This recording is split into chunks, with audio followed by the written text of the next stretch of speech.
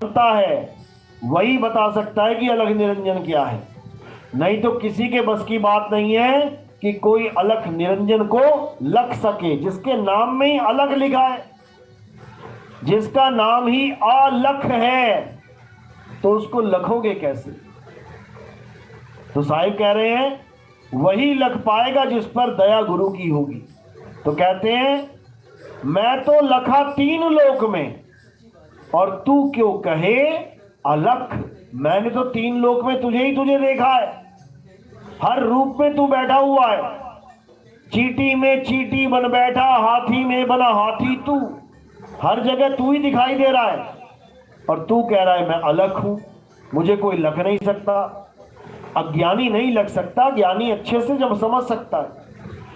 तो कबीर साहब इसी निरंजन का खेल हमें समझाते हुए बता रहे हैं कि ये धरती आसमान पाताल ये किसने बनाया है?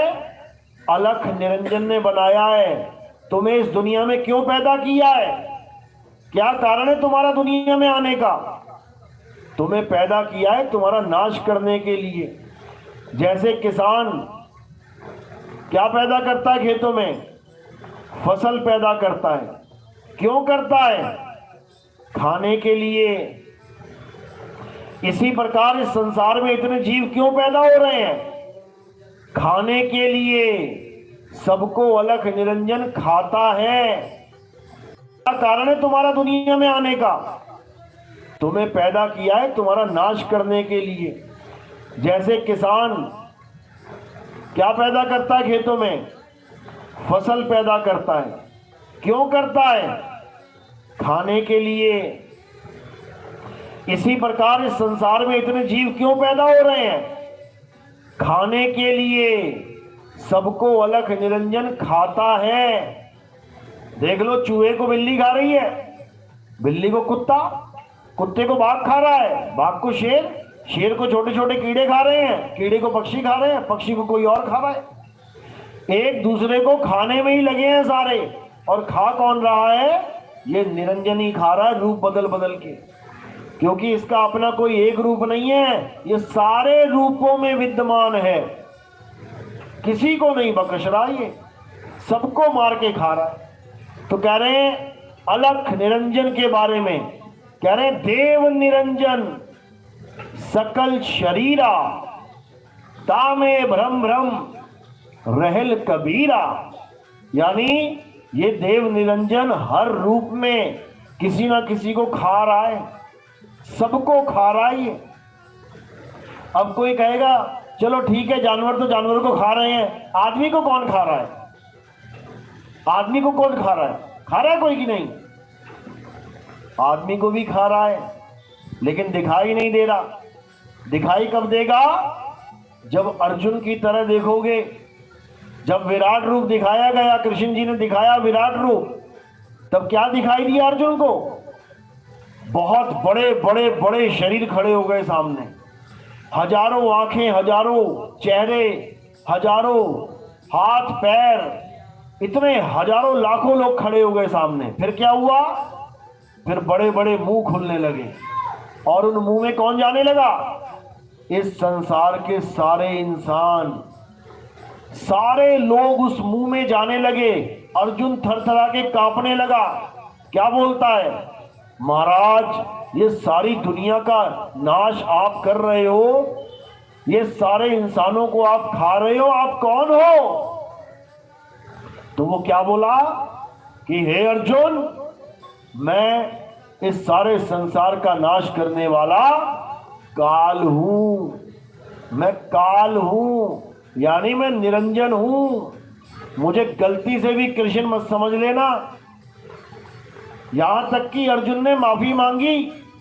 अध्याय 11 42वां श्लोक पढ़ोगे, अर्जुन ने माफी मांगी कि मुझे माफ कर देना प्रभु, मैं आपको कृष्ण मानता रहा आज तक। मैं आपको कृष्ण कृष्ण हरे कृष्ण वासुदेव, हे कृष्ण हे यादव बोलता रहा। मुझे माफ करना, मैं आपको पहचान नहीं पाया।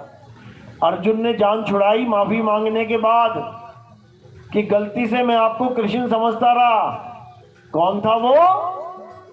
साक्षात अलख निरंजन था वो, काल भगवान, जिसके मुंह में सारी दुनिया जा रही है, एक मुंह से खाता है सारी दुनिया को और दूसरे मुंह से पैदा कर देता है।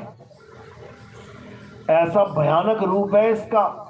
बड़ी बड़ी आंखें, बड़े बड़े दांत, चारों दिशाओं में देख रहे हैं और लोगों को खा रहे हैं, लेकिन दिखाई किसी को नहीं देता। दिक्कत यही है। किसको दिखाई देता है? जो मरने वाला होता है। देखा ना, कोई आदमी मरने वाला, उसको कुछ दिखाई देने लग जाता है, वो बोलता भी है, अरे बड़े बड़े आदमी आ गए मुझे मारने के लिए। घर वाले कहते हैं कोई नहीं है यहाँ पे, अरे मुझे दिख रहे हैं। तो मरने वाले को ये साक्षात दिखाई देता है, क्योंकि मरते समय भी दिव्य दृष्टि। तुम किसी के घर पे कब्जा करके बैठ जाओ, नहीं छोड़ोगे घर।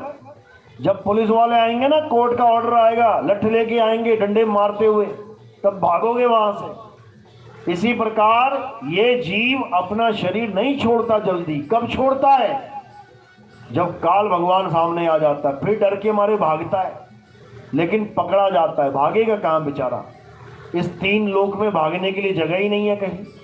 तो कह रहे हैं, साधो निरंजन जाल पसारा, स्वर्ग पताल रचियो महिमंडल, 3 लोक विस्तारा। ठाव ठाव तीरथ व्रत थापे, ठगने को संसारा, साधो निरंजन जाल पसारा। इस निरंजन ने ऐसा जाल बुन दिया है कि तुम सोच भी नहीं सकते कितना बड़ा जाल बुन दिया है। सब फंसे हुए हैं उसमें। क्या आदमी, क्या औरत, क्या बच्चा, क्या बूढ़ा, क्या जवान, क्या अंग्रेज, क्या यहूदी, क्या मुसलमान, क्या हिंदू, क्या नास्तिक, क्या आस्तिक, सब फंसे पड़े हैं, कोई बचने वाला नहीं।